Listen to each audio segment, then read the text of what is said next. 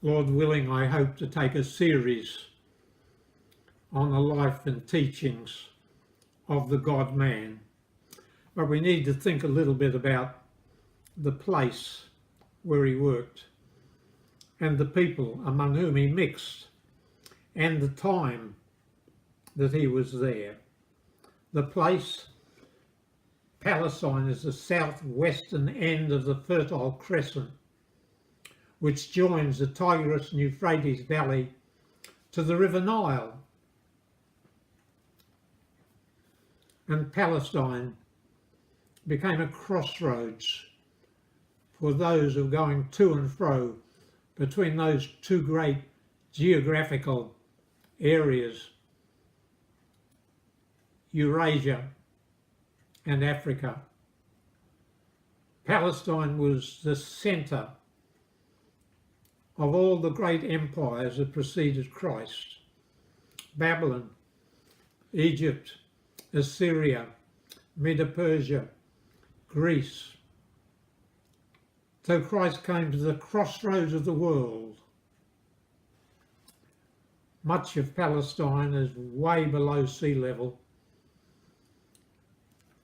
The cleft of the River Jordan at Galilee is 700 feet below sea level.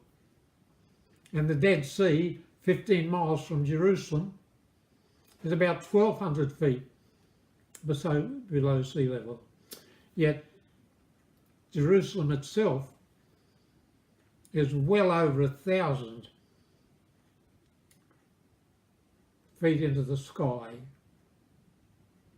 15 miles from the Dead Sea, 35 miles from Mediterranean. That was the place. But we mustn't omit Nazareth. Some of you have been there, and so have I. The most beautiful village in the world. There's a hill behind Nazareth, 500 feet high. And as you scramble up there, as I have done, you come across a beautiful vista. You can see the Mediterranean, 7 hours walk from Nazareth. You can look north to the Sea of Galilee, 5 hours walk. You can look south to Jerusalem, 3 days walk from Nazareth. And from the little hill behind Nazareth, you can see the Valley of Megiddo, Esdraelon. You can see where Elijah had his contest. And the sparkling waters of the Mediterranean stand out. Looking north, you see the wooded land of Tabor, and you see the mountain of Hermon and the other Palestinian hills, because Palestine has the climate of all other parts of the world.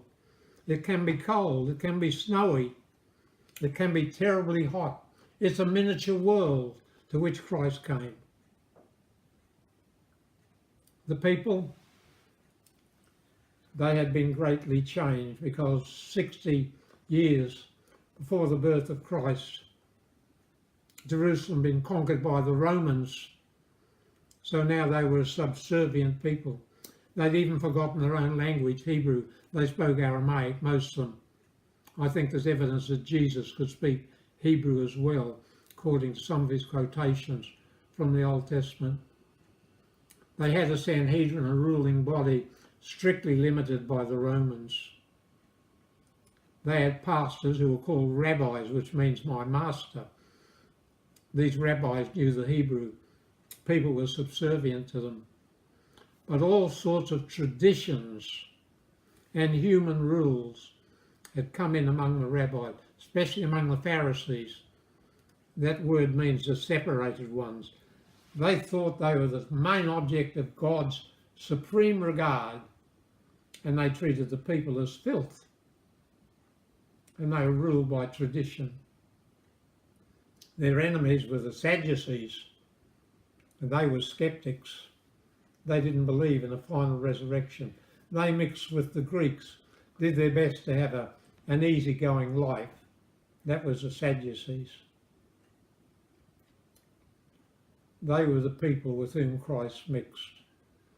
The poor, the deprived, then the Pharisees, then the Sadducees, members of Sanhedrin.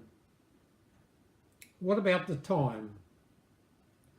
Well, according to Wilbur Smith in his great book, Therefore Stand, there was no other time in the history of the world when the visit of God was more needed.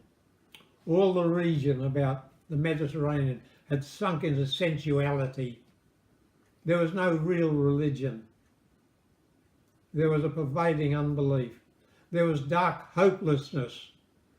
You know, the main problem in the world's never been doubt, it's despair. And the land was full of despair. But according to the greatest man who ever lived, who was a mere man, Paul, Christ came at exactly the right time. You read that in Galatians 4:4. In the fullness of time he came. And his first words, Christ's first words were, the time is fulfilled, repent and believe the gospel. So he came at the right time. And for centuries, great people had been forecasting that soon a superior Lord would visit the earth. Virgil spoke about a great child, which is echoing Isaiah 9:6. But Plato said a superior man would come. So superior, people would hate him and they would taunt him and they would finally, after torture, they would crucify him. So Plato foretold. Yaroslav Pelikan, in a recent book, gives the quotation from Plato. But the main keystone for understanding the time when Christ came is found in Daniel 9:24-27. This is one of the best prophecies ever uttered. And it forecasts that within 77 of years, approximately 500 years from the return from the Babylonian captivity to Jerusalem, the Messiah would come. 77s. 7 in the Bible is a symbol of rest, perfection, completion. And 490 years, 77s, is 10 Jubilees. Every 49 years came a 50th year of Jubilee. And the Messianic Jubilee would come after 49 tens, and come he did. It's impossible to put exact dates on the events in this wonderful prophecy, for this prophecy is what is known as apotelesmatic, which means recurring fulfillment. It will have another fulfillment toward the end of time, when the people of God will rise up and be slaughtered as Christ was. Something else must be said about the time when he came. Historians said there were many things in the Roman world of Christ's day that made it very appropriate for the Christians and their gospel. There was now ease of travel. There was the Pax Romana, the Roman peace in the world. There was one universal language. The Jews, who were 10% of the world, were scattered everywhere, and their synagogues and the sacred scriptures. No wonder Christ could say, the time is fulfilled. Repent ye and believe the gospel. So everything we know about the place and about the time and about the people fits in exactly with what the four Gospels tell us. Never doubt the four Gospels, my friends. They would have been written differently if they were the product of conspiracy. They wouldn't have recorded that John the Baptist had his doubts. They wouldn't have said the disciples left Christ and ran away when the enemy came. They wouldn't have differed in a lot of details as they do differ if they'd been invented. No, the four Gospels have the mark of truth, and their self-authentication is manifested as you read with a submissive heart. And when you study history, the place and the people and the time that the four Gospels occupy is perfectly appropriate and wonderfully suitable for the appearance of the good God-man. God bless you.